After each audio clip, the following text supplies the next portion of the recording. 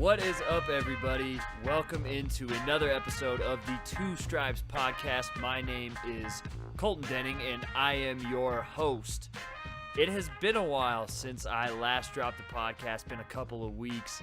Talked about Texas football, and then signing day happened, and Super Bowl happened, and then boom, not much else football other than that. So we are in the quiet period before spring practice begins, before spring games happen, and all that good stuff here for a couple of months. But that isn't going to stop me or the Two Stripes podcast from dropping college football related content for your ears.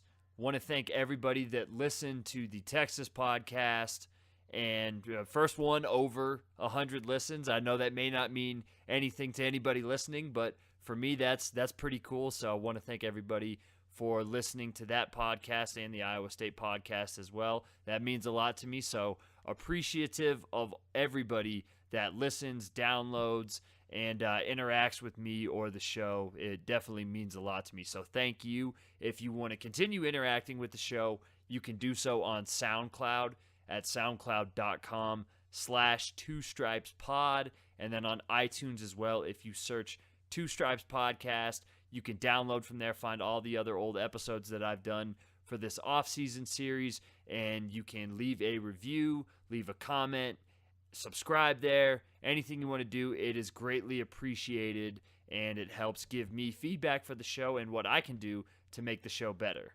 With that in mind, I think I have a pretty good show for you guys to listen to this week. It is the first post-signing day Two Stripes podcast I've done, and I wanted to focus on a big-name team and talk about what they did on signing day, how crazy of a signing day it was for this particular team, and kind of their prospects for the 2017 season. And since you've already read the description on this episode, you know that that particular program is the Florida Gators. A lot going on with the Gators. Had a pretty quiet season, I would say, on a national level, and flew under the radar. Played in the SEC championship game against Alabama. Started off really strong, but then, of course, were kind of just slowly grounded into dust by that Crimson Tide offense and the defense.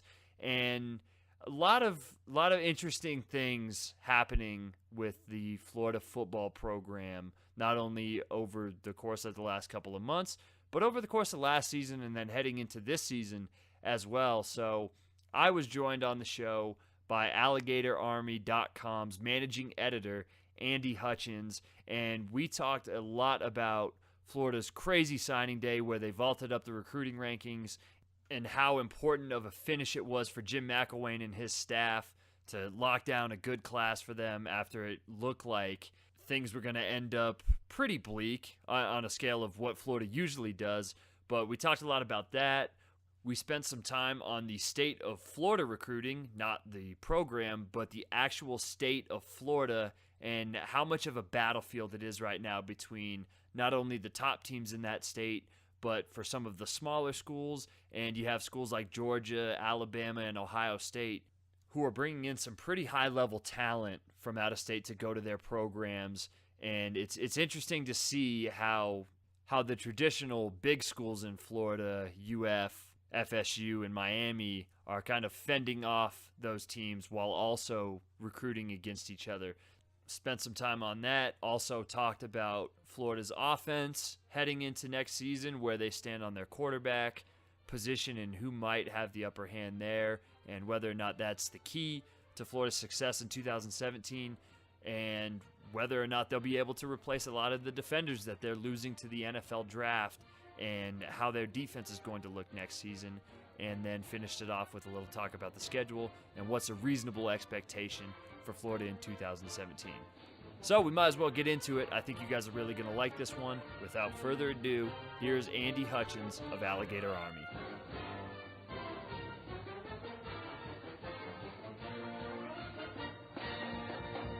And joining me now on the Two Stripes podcast is the managing editor of Alligator Army, Andy Hutchins. Andy, one, how are you doing today? And two, it's probably nice for you to have a little bit of a break after all of the crazy stuff that's gone on in Florida athletics in the last week, especially with the football team. Yeah, pretty good. It's pushing 90 down here in Florida, which is great for February. But yeah, I mean, it's nice to have at least the 1 or 2 day breaks between one big piece of news happening on the Florida Gators beat and another big piece of news happening on the beat. It's been a crazy beat. I've been doing this for now going on 6 years. It'll be 6 years, I think, in April. And the few days when nothing happens or when nothing significant happens are blessed days, as far as I'm concerned. So you talked about how long that you've been working for Alligator Army and covering Florida athletics.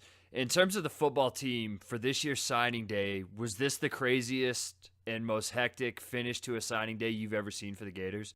I wrote that this was the best signing day ever. And I think it obviously you don't really know about what these players are going to be like on the field until 2, maybe even 3 years down the road. But definitely, I think in terms of momentum and in terms of how showy it was for fans who were paying attention, I think this was Florida's most dynamic, most dramatic, probably best in terms of if you want to go 24/7 sports, points accumulated, something like that. It's tops on all those lists. And I think there's really recruiting's not that big a deal when you go back 20 years, but in the last 15 years, probably the Rivals era, I don't think that there's been a bigger signing day for Florida. The only one that comes close is the one on which Dante Fowler flipped to Florida from FSU, and that was one guy. I think Florida ended up with 4 or 6 signing day commits. It's hard for me to remember sometimes. So getting into signing day, which was a week from yesterday, Florida, you talked about how they finished, and at one point in the week prior to leading up to signing day, Florida was 31st in the 24/7 sports composite, and then added 10 commits and jumped up all the way to 10 when it finished out. The class finished 5th in the SEC, and it was a great close. They ended up with some 4-star guys, some high 3-star guys in that class. How crucial was it for Florida to finish the class so strongly in terms of not only just the football aspect, but from watching afar, the fan perception as well? Because leading up to it, like, there was a ton of FSU Miami fans piling shit on Florida fans about the recruiting class, and it really switched up, and you could see it in Jim McElwain's presser when he introduced the class that he was pretty giddy about the way they finished. How crucial was it for Florida to finish like that? I think it was a real shot in the arm for Florida fans who I think there's a special class of Florida fans who are very devoted fans, whether they are the fans who follow blogs like Alligator Army and also pay sites and things like that. There's a large and vocal minority of Florida fans that was really disappointed with the way the recruiting class was shaping up.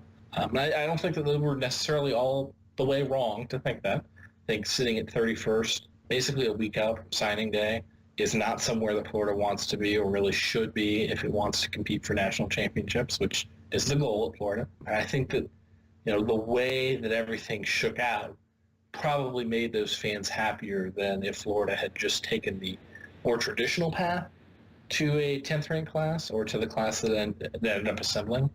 But the other thing, too, is that the football aspect of this class is that Florida filled a lot of needs. And I think even if this class isn't maybe as sexy as a class, certainly it's not as sexy as many of the top 10 classes like Alabama's or Ohio State's that have a lot of 5-star players. Florida doesn't have a guy like Ken Akers, who FSU brought in. Doesn't have a guy like, there isn't really even a Jabril Peppers or a Deshaun Hand or somebody like that who you can point to and say, this guy's a can't-miss guy and he's going to be great for us. I don't think Florida's got a single prospect in this class I would point to and say, this is a can't-miss player.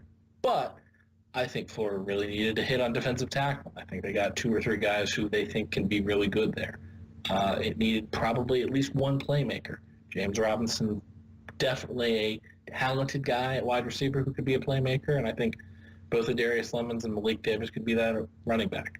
Definitely needed to reload in the secondary with, I think it's going to probably be 4 first-round picks in the last 2 years departing from that secondary, and there's 6 defensive backs in this class. So the nuts and bolts of this class were never going to be as big a concern, at least for me, as I think they might have been for a staff that did more star chasing or did more just looking after big-time prospects rather than putting together a class that fit needs. And that was something that I think you could probably argue that both Urban Meyer and Will Muschamp struggled to do, especially toward the later end of Urban Meyer's career in Florida. And then some of Will Muschamp's classes were a little bit defensively imbalanced. But fitting all of those needs would not have made fans happy on signing day. Doing everything that Florida did, getting James Robinson seemingly out of thin air just a couple days after it seemed like Florida was reportedly out on his recruitment. That was the sort of thing that fans remember, despite the fact that this is really just a circus day that happens in the middle of February and has no impact on the field for at least 6 months. And I think the momentum, whatever it may be for Florida's program, the optics of it, the sense of enthusiasm that it engendered in fans, those are the really big takeaways for me. And out of the 24 kids in Florida's 2017 class, 17 come from the state of Florida. And I want to get your thoughts on the state of Florida recruiting right now and how much of a battlefield. And it's always, a really big battleground for a lot of different schools. But right now it seems like it's kind of at its peak. You look at it, Florida State has been recruiting very well under Jimbo Fisher. They finished with the 6th-ranked class this season. Miami is on the come-up, I think, with Mark Richt in his second season, and after they had a pretty decent, I would say, first year under him. And you look at other schools in that area. Charlie Strong's now at USF. He's always been a strong recruiter. He's going back to that area that he has so many ties in from his days at Florida. Scott Frost took UCF from 0-12 to a bowl game this season, and he had a reputation as a very good recruiter at Oregon. And you even look at guys like Lane Kiffin and Butch Davis, who are big names at the very least and have had recruiting success, and they have that kind of name recognition that they can sell to recruits to come to FAU or FIU if they're 3 stars. And then looking even outside of the state of Florida at schools like Alabama and Ohio State, those two combined to get 6 of the top 10 ranked kids in the 2017 class. How much of a battle is it right now for Florida, who I would say, and maybe you would disagree with this, under Urban Meyer and Will Muschamp, really were able to kind of put a lockdown on those top 10 guys? And how important is it going forward in this 2018 class for Florida to identify those top guys in the state of Florida? I think it's interesting. It's really easy, I think, to think that this is as deep as Florida's roster of coaches and roster of recruiters has ever been, right? I think that this was certainly a momentous offseason for Florida in terms of hiring coaches with big names. It's the state of Florida, not Florida necessarily specifically, but obviously Lane Kiffin, Butch Davis, adding Charlie Strong at USF. Charlie Strong, by far USF's biggest name coach, right? But USF just lost a coach to Oregon. So it's not like USF hasn't had good coaches before. And I think that it's tempting to say that now that there are arguably, I'd say, 7 programs with head coaches who have had at least some level of success as head coaches, it's going to be harder than ever to get a great player to come to your school if you're Florida or if you're Florida State or even if you're Miami. But I also think that a lot of different factors are at play in Florida right now. One of the biggest ones is IMG Academy down in Bradenton, which has essentially, in the span of probably, I think it's been 6 years since IMG has had a varsity football team. I could be wrong. It could be 5 or 4. But has basically turned itself into the private school you want to go to if you're a aspiring college football player, if you're a high school senior or rising senior. It is the place that you want to play. And it's a really good football school for these players, in part because it's more football than it is school, and there's some issues with that. But done in the state of Florida is diluted the talent in a lot of ways. And I think that when you look at the top 10 Florida football recruits this year, Joshua Kando, number 2, IMG Academy, not from Florida. He's from, I think, Maryland originally, something like that. Dylan Moses, number 3. He's from Baton Rouge originally. Cesar Ruiz, I don't believe, is from Bradenton. He might be from Miami or something originally. Isaiah Pryor, number 10. He's not, I don't think, originally from Bradenton. Grant Delpit, number 11, is from not IMG. I think he's from Texas. So these guys constitute the top 10 in Florida, but they're not really Floridians.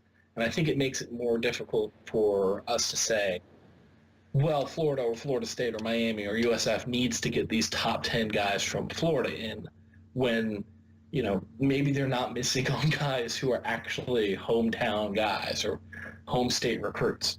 So that's one major factor, I think, complicating things in terms of how we talk about Florida recruiting. The other is, I think, that the big schools in Florida are working on completely different planes right now. I think Florida State this year, I know Florida State signed a great class, and I'm not, taking anything away from it. But Florida State's class of in-state recruits is not as good, I think, as Florida's is, and arguably isn't even, I think, as good as Miami's is, because Florida State this year was able to go out of state and pluck some really, really good players. Kane Doe is one of them. Cam Akers is another one, from national recruiting hotbeds. It was able to go play the national game that Alabama or an Ohio State or a Michigan plays really well and gets, its blue chippers from, without having to worry too much that it wouldn't be able to continue putting together a class of in-state players.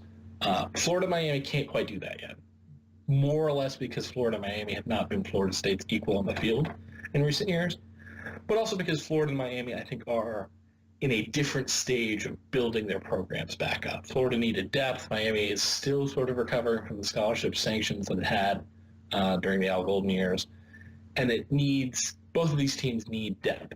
Florida has been able to do its recruiting in South Florida to an almost, I wouldn't say unprecedented, but to a degree that it hasn't been at in probably 5-10 years at the minimum. And it's been able to go into Miami's backyard and take a lot of Miami players. Miami, I think, is doing a better job of rebuilding a lot of relationships that maybe didn't necessarily survive the Al Golden years in as great health as they could have. I think that Mark Richt is going to do a really good job at Miami over the years.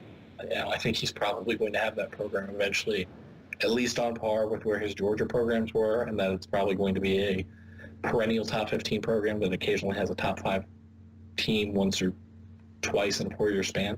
But these 3 different programs have their own sort of macro level plans that work out for them, because they always work out for Florida State, Miami, and Florida. These are teams and programs that have the most resources in Florida, have the best coaches in Florida, have the ins with all the high school coaches, because chances are if you're a high school coach in Florida, you probably went to Florida or went to Miami or went to Florida State, or you grew up a Florida State fan, or, had a brother who played at Miami or something like that.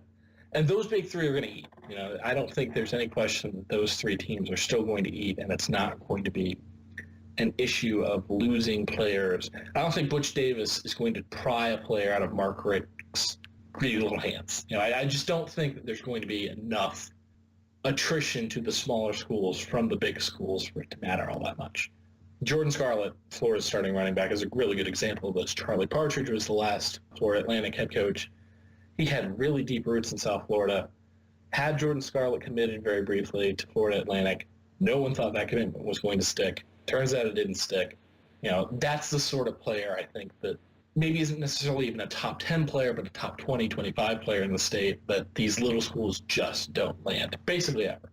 And I think that what the issue for the little schools in that maybe tier B, or I don't know how you want to phrase it, but there's a big 3 and then there's the rest. And the rest is probably 4 through 7 in some order: UCF, USF, Florida Atlantic, and Florida International. Those 4 schools will always aspire to make it a big 4. I'm not sure that any one of them is ever going to get there, especially not without joining a power conference, which just doesn't seem like it's likely to happen. But those 4 schools, when they are up, can, I think, do a really good job of draining the talent that out-of-state schools pull from the state of Florida. Florida sends a lot of players to West Virginia, to Marshall, to Louisville, to Oregon State. Chad Johnson grew up basically in the heart of Miami, I believe, and went to Oregon State. And he went to, I believe, a Florida junior college somewhere in Miami-Dade before going to Oregon State. And those are the players, I think, maybe guys who are not – it's hard to say this without being too insensitive to these players. A lot of those players are academic risks. A lot of those players are maybe guys who didn't get to the major recruiting circuits and didn't get scouted the way that, a guy from IMG who can afford to go to all these camps gets scouted. And those players are the guys that a lot of out-of-state programs have made a living off of. West Virginia, when we talk about Florida players, Geno Smith was Floridian. I think that he helped West Virginia significantly. And these are the sorts of players, Teddy Bridgewater at Louisville, helped Louisville significantly, probably made Charlie Strong's career in a lot of ways. And that's the sort of thing that I don't know is going to be a phenomenon, at least to the same degree that it was with the next four coaches being as good as they are. Certainly Charlie Strong is going to be able to recruit South Florida and most of the state of Florida to USF. I would say probably not far removed from how he was able to recruit the state of Florida at Louisville. I don't think it was quite as good at Texas, but at Texas there's a whole different dynamic and a different set of politics that he has to deal with. Butch Davis is certainly going to be able to continue knocking on doors that he knocked on 15 years ago when he's at FIU. Lane Kiffin is a good recruiter, I guess. I don't know that the Lane Kiffin experiment is going to work, but certainly he's going to, I think, get some kids really excited about coming and playing for FIU. Scott Frost has already been, I think, a really good recruiter at the UCF level. Who knows if he stays? I don't know that he's necessarily a guy who I think is going to be in Florida 2 years from now, maybe even next year. But these are quality coaches that are going to be able to make the wall around Florida, at least in terms of out-of-state programs, being able to come in and take players a little bit higher. And I think that I think is the most important takeaway from this influx of coaching talent. It's not necessarily that it's going to hurt the big three, but it's going to make things a lot more competitive beyond that big three level. You spoke about a vocal minority amongst Florida fans, and looking from the outside, it seems like there's been a lot made of Jim McElwain's recruiting since he's been at Florida. And I took a look at the 24/7 talent composite, and this past season, Florida was ranked 16th, and that's better than 115 other teams in the country. It's not anything to scoff at, but for Florida, it doesn't seem like that's the type of elite talent that you would normally associate with the Gators team, and maybe that's just a one-year blip. But for you, for somebody so plugged into the program, is that something that's a legitimate concern, or is that something to where people are just kind of bitching about and, hey, Florida's won back-to-back SEC East titles, and then we see how they close the class this season? I think it's a combination of both things. I think one thing that makes Florida fans really upset that they might not necessarily admit to, because they would have to be admitting to paying attention to other programs to a degree that many Florida fans don't want to admit, is that Florida, it's not on par with Alabama, which Florida has to beat if it's going to make a national championship game. You're not going to get into the college football playoff unless you beat Alabama in an SEC championship game, or you knock off Alabama, or Alabama's just sort of not there. And Florida's roads to national championship run through Alabama, and it is not, at this point, on the field at a talent level that is going to allow it to continually compete with Alabama. And we've seen that, I think, especially in the last two SEC championship games where Alabama was just a class above in some ways. And Florida's also not necessarily on the level of Florida State right now, which is another really... Florida fans talk to Florida State fans on a daily basis. They don't necessarily talk to Alabama fans, but you work with a Florida State fan, or somebody in your family is a Florida State fan. I have two aunts who went to Florida State. They're not necessarily huge college football fans, but they know some of the dynamics, right? And it's something that Florida fans probably don't want to admit in a lot of ways, is that Florida has slipped certainly from its peak in the Urban Meyer era to a level that doesn't necessarily lend itself to continually competing for national championships. Florida fans, because a lot of us, I'm 26 years old, I'll be 27 in March. I have lived through the best era in Florida football, and millions of Florida fans have. And they don't know that, Florida was not always Steve Spurrier's best teams or Urban Meyer's best teams. They don't know what it's like to not have great football teams. I think that's another thing that sort of feeds into this, that Florida fans are spoiled and they don't necessarily know what it's like to be, not 15th or 16th in team talent, but 70th. And they'll never know it because Florida has, I think, built itself a program that's going to be, at the very least, we're close to, I think, the bottom of where things could get for Florida. I don't think Florida is likely to bottom out beyond where it is right now, which is saying something considering that Florida, even at this bottoming out level, has won two SEC East championships in a row, has beaten LSU at LSU, has done things that maybe suggest that things aren't as bad as they seem when some pessimists in that vocal minority spin their tails. But to get back to basically the beginning of whether there should be worries, about Jim McElwain's recruiting, yeah, I think there should be some worries. I think McElwain, despite the fact that he closed really well this year, and I think closed really well in 2015 and putting together his transitional class, that class was, if this class being 31st a week out was bad, that class, I think, had 3 commits or something heading into January of that year. And McElwain essentially assembled a full class, whole cloth, in a month. And that was, I think, a pretty impressive thing, especially because a lot of those players who were 3-stars then have become significant contributors in ways that make them look like they were maybe underrated as recruits. But the concerns about Florida's recruiting and about Florida, I think, not being an elite team when it comes to being able to draw in talent have a lot to do with the fact that Florida has not looked necessarily like an elite team, especially on the offensive side of the ball, for the last several years.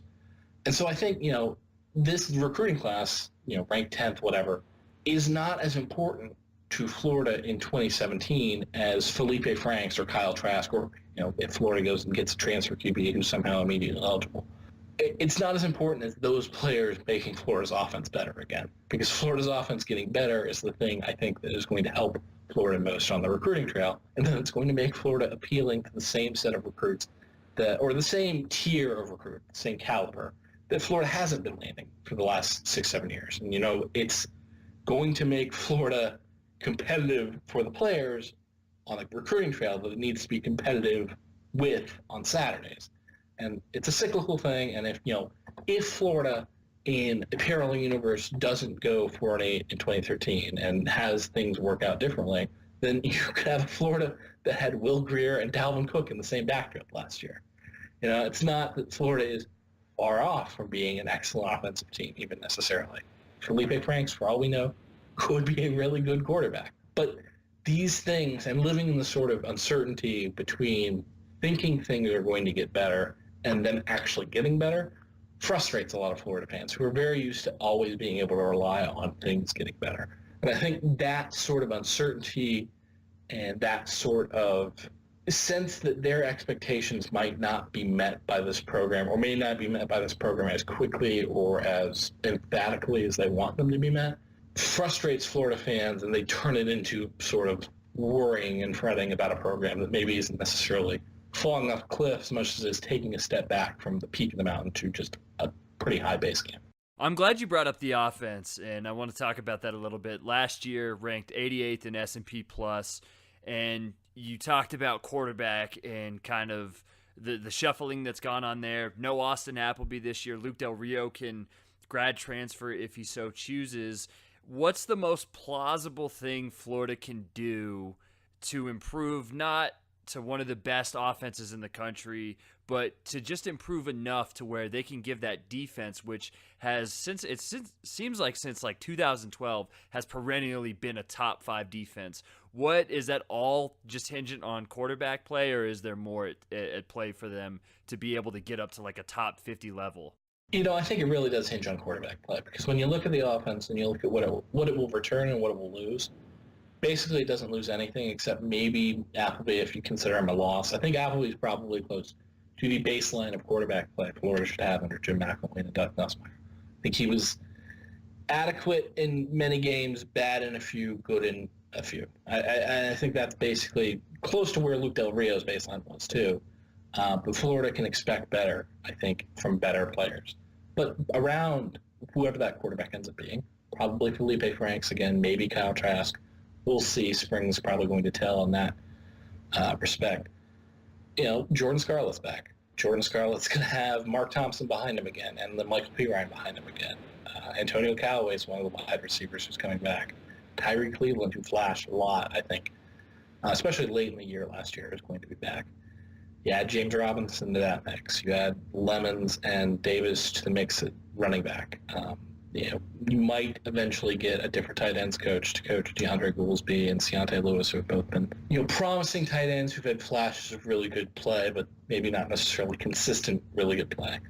And the line is, David Sharp leaving is a thing that's going to hurt the line a little bit, but, that might actually make it better in some ways if Martez Ivey flexes out to left tackle and maybe allows a different guard to come in. And I think that everything that is in place for Florida's offense, aside from quarterback, where there's a lot of flux, is in place in a way that should allow Florida to get better at even doing the things that was doing okay in 2016. I think that there's a lot of reasons to think that Florida's offense is going to be at least no worse than it was in 2016, even with the same quarterback play. And I think, as long as the quarterback play delta goes up, there's a chance that it could go from okay to good to even to really good, maybe even excellent. And we've seen in very brief stretches, Will Greer's great game against Ole Miss 2 years ago, some really good drives or halves. Austin Appleby's first half against Tennessee this year was excellent quarterback play, I think. When Florida gets excellent quarterback play with everything else around the quarterback, it can be a really potent offensive team. There's a lot of skill position talent that people maybe don't realize is there, and there's a decent line that I think is getting better, especially as it ages. So quarterback play is going to be the rate limiting factor. I am hopeful. I think both Trask and Franks are more talented in some ways than Appleby and Del Rio, and I think that there's a chance that keeping them out of action for that first year and letting both of them grow and change without the pressure of having to do it on a Saturday was really helpful. But I don't also necessarily want to put savior expectations on either one of them. I don't think that was fair to Will Grier. It certainly wasn't fair to Jeff Driscoll. Wasn't fair to John Brantley. And we've seen Florida quarterbacks who are really immensely physically talented not pan out. So the jury's still out. Obviously, we don't know what we're going to get from any quarterback at Florida in 2017. But there's reason to believe that if a quarterback is good, Florida's offense should be really good. For as much as the offense is bringing back, the defense is losing a lot of guys, and especially big-time contributors, as you mentioned, in the defensive backfield. But it seems like they've just been able to plug-and-play guys for the last maybe 3 or 4 years and have a top-5 defense. Is it reasonable to expect that they'll be able to do the same thing next year and put out another very good defense? I don't think it's reasonable to expect plug-and-play in the same vein that Florida's been able to do it, just because that's not reasonable. It wasn't reasonable to expect that would work 2-3 years ago, and it did. But I also think it's not quite as reasonable to expect it when you don't have a Vernon Hargraves to plug and play, or a Tease Tabor or a Quincy Wilson. Those guys were really good, but we knew that Hargraves was really good coming in. We knew that Tease Tabor was really good coming in. Quincy Wilson was sort of a surprise, but not necessarily to fans who really followed South Florida recruiting and knew that he was going to be quite good. And I think that this crop of defensive backs that's going to be able to come in and compete for these jobs that Tabor and Marcus May and Wilson are all vacating, they're not necessarily as big name players or even necessarily as talented. So we'll see whether or not that turns out. I don't necessarily think it's reasonable. That won't prevent Florida fans from expecting it, obviously. But I think that beyond that secondary, there's a lot of reason to like what Florida has in the front seven. I thought that Jared Davis and Alex Anzalone were really, that was Florida's, I thought, entire depth chart at linebacker entering the fall. But that turned out to not be the case because David Reese was really good. Roshan Joseph was really good. Kylan Johnson was okay in his limited action. And I think that the players that Florida has at linebacker, plus Randy Shannon probably at least helping with the linebackers, helps a lot more than people think. And there's a lot of talent on the defensive line. C.C. Jefferson going to lead it. Caleb Brantley won't be back, obviously, and he's the biggest loss, I think, in that front seven, even bigger than Davis and Anzalone, partly because Brantley was healthy all year and played, especially toward the end of the year, really great ball.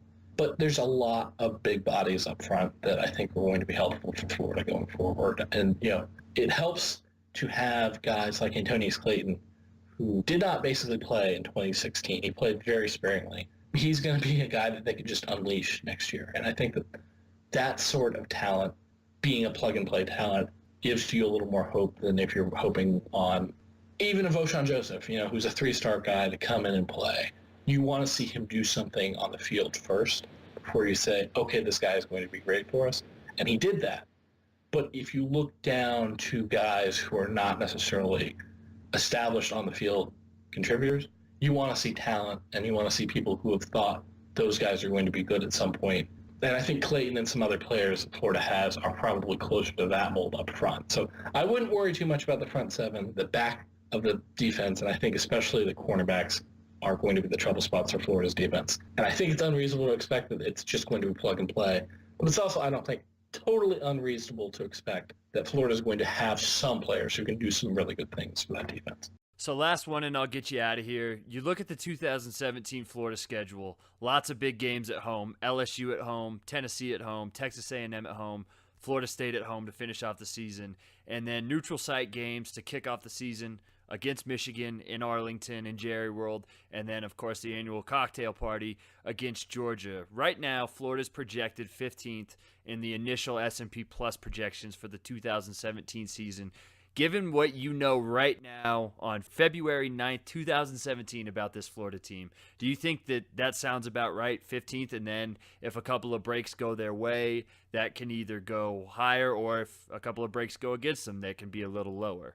Yeah, I think that's pretty fair. I mean, I think S&P for the last several years has been really bullish on Florida's defense and really negative on Florida's offense, and I think the truth is probably somewhere in the middle. Florida's defense the last, especially few years, has been a lot better against undermanned competition than it has been against the top-tier SEC and Florida State and Alabama competition that it's faced, whereas the offense has maybe not necessarily been great, certainly, but hasn't necessarily also been as terrible as it sometimes looks like it is in terms of advanced stats. You know, one of the things that we saw that sort of made that obvious is Florida being dramatically, I think, undervalued heading into the bowl game, and then playing one really good bowl game and vaulting something like 10, 15 spots, maybe more in S&P in 2016. So I think that saying that this team is going to be the 15th best team or the 10th best team or the 20th best team in advanced analytics after next year, none of those I think are reaches. I think any one of those is possible. But I also think that, it's possible that Florida could end up 5th or 25th. I think there's a wide enough margin of error on either side that I wouldn't be too surprised by anything. The question, too, is, whether being 15th would allow Florida to go 3-3 against those 6 really good teams that it's going to face this year. Because this schedule is, it's the best home schedule, I would argue, in Florida football history.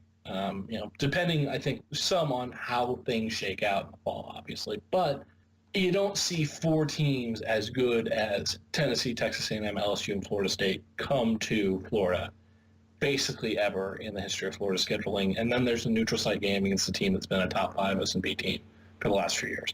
So, this is a rugged, brutal schedule, even as Florida's typical standards for rugged, brutal schedules, with lots of really good teams on it, even if there are a lot of lesser teams from the SEC East or from non-conference competition that isn't meant to be challenging. The top tier of Florida's schedule this year is as rugged as it gets. And I think Florida going, the break-even point for this season being a success in some ways might be going 3-2 against those top 5 or 6 teams, or 3-3, versus going 2-4 or 1-5. So 15th sounds good to me, right? To work back to that. But I also think that 15th means that you might be in a really tricky spot if you go 2-4 against those teams, but are competitive in 3 of the 4 losses.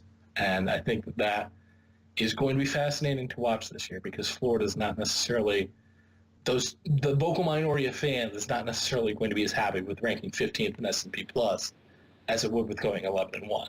Well, it should be a very interesting year to follow the Gators, and if you want to follow the Gators, I would highly recommend that you do so by following Andy's work on alligatorarmy.com, and if you're on Twitter, you can follow him at Andy Hutchins, and also you can follow the site at Alligator Army.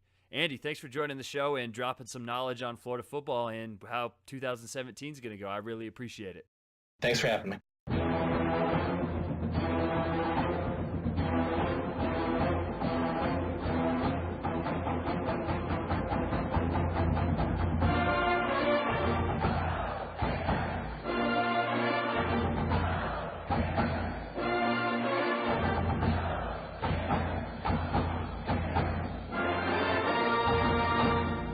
Lot of interesting stuff coming out of that if you're a Florida fan, an SEC fan, or just a college football fan in general. Florida's definitely going to be an interesting team to watch in 2017, not only on the field, but also with their 2018 class of recruits. Want to thank Andy Hutchins for joining the show again. Make sure to check out alligatorarmy.com. They have a pretty comprehensive coverage base of everything Florida, so if you're interested at all in Florida athletics, I would say that is the premier free source to check out, so be sure to do that.